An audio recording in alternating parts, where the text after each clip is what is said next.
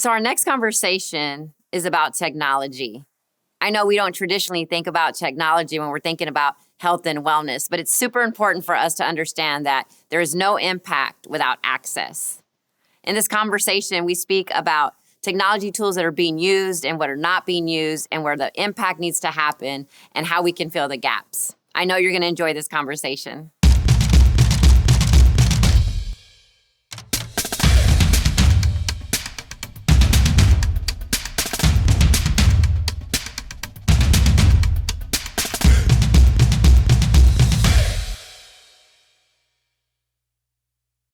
This program is sponsored by Logisticorp Group and also by Wiser. So we're back with another great conversation. This time it's something that is so important that I know that a lot of people don't think of, or that becomes top of mind when we think of Black History Month, focusing on health and wellness.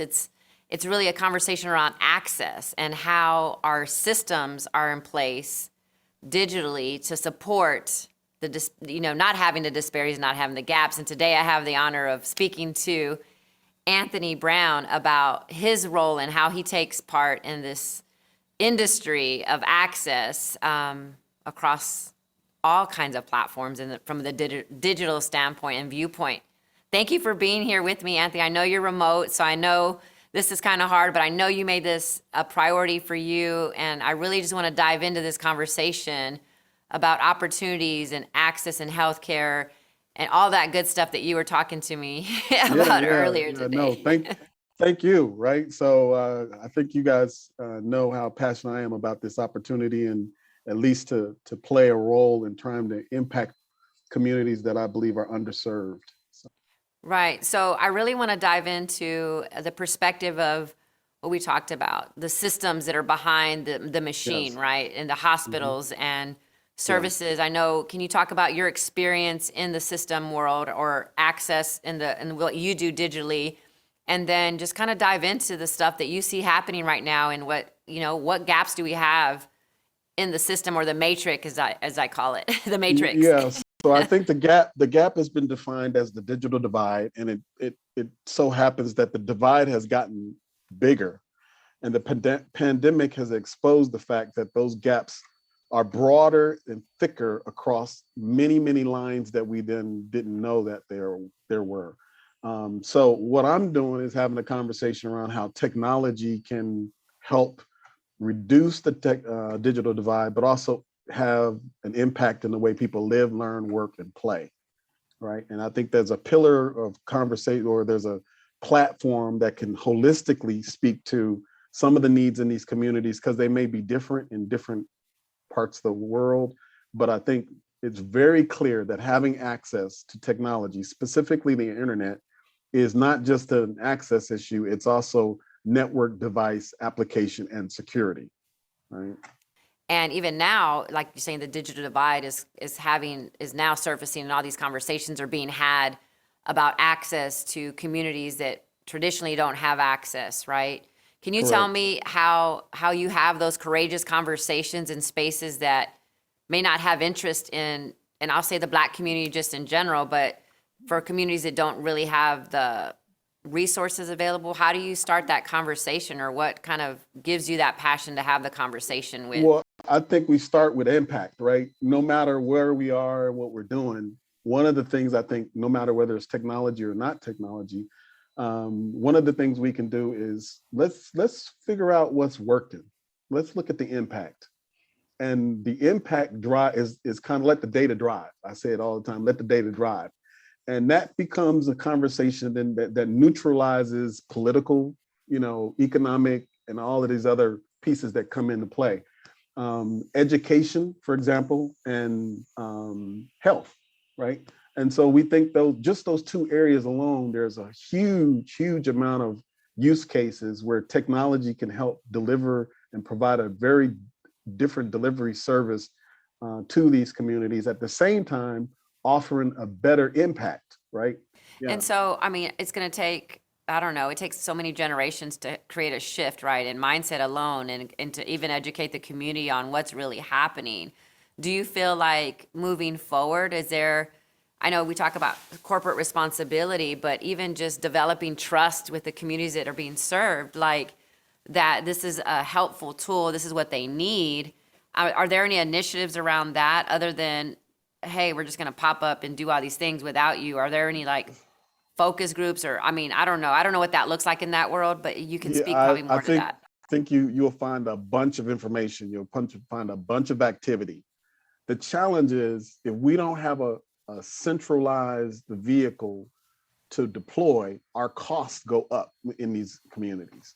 And so what I'm trying to do is kind of understand, all right, get the content and the messaging, but also have the network solid enough to support all the things that we really want to do when we start to say, would it make sense to have sensors communicate medical vital signs, and how could we be proactive instead of being reactive? Could we reduce the number of hospital visits and emergency visits and the cost of those visits?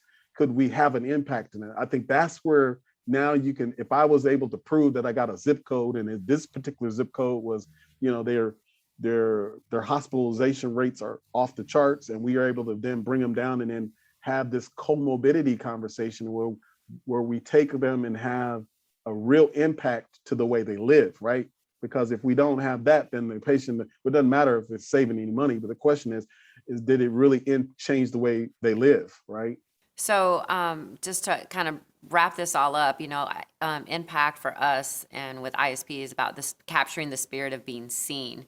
Mm-hmm. And we want to make sure that everybody's seen and they see themselves. What is your your last nugget of advice on this topic for people watching this on something that they can do or just kind of tune them into moving forward that can change sort of their access at any point when it comes to health and wellness from your perspective of the technology side? Yeah, so I wish all my words were unique to me. I was, but they're not. I was blessed to have the opportunity to work a little bit with John Chamber around him with Cisco. And one of the things, I was in a conference when he said that technology is an equalizer and a neutralizer. And those words stuck with me because as a small guy, I started in the warehouse some 30 plus years ago in the telecommunications, and I knew nothing about telecommunications. And here it is, I'm actually leading in an area that I was following, and I was designed to lead, and I didn't even know it. So I feel like this is my purpose, right? So my point to anybody that's behind me is identify your purpose and, really stay with your purpose. And then all the other pieces, I think, will come together. And it doesn't matter what color so this thing of color and all these other things, I think, especially when it comes to technology, it's a neutralizer and an equalizer when it comes, if you're delivering a carrier class solution that has speed, scale, scope, and security. That's right. So this is kind of is exactly that. So that's my nugget, right? It's all Right. equal when it comes to this. Like, does it work? Yeah. Does it, Yeah. Provide a solution? Yeah. And you're Yeah. clearly identifying that Now is I true. think what's changing is we're asking to sit at the table. When I came in 30 years ago, we just wanted to be a part of the crumbs.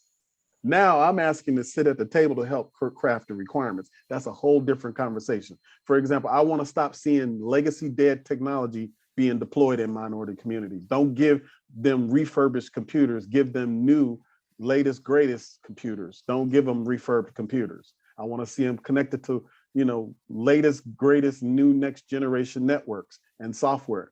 Don't stop deploying the legacy technology. So that's where I'm raising the bar, and that's causing some dissonance.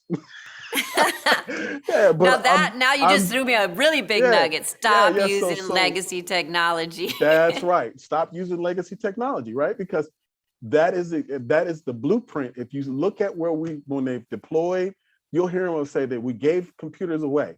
They gave legacy dying computers away. They didn't give them brand new computers. So I'm raising the bar and saying, hey, we're going to stop that part, because all we're doing is creating a Band-Aid. They'll have to have a whole new computer next year, or that computer will have some vulnerabilities as it relates to security. It will be too slow to work the apps. And it just creates this whole support problem when you go to support those kind of devices, which is why the enterprise gives them away. No Right. secret. No secret. Right. Right. I So mean, that's really why I'm sitting at the table. If I don't do nothing more but raise the bar, I think that's one of the reasons why I'm sitting at the tables that I'm sitting at now and saying, hey guys, we just want to sit at the table and make sure that we can deliver and make sure we can deliver it.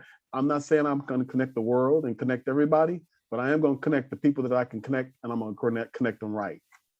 and then you drop the mic. Then I drop the mic.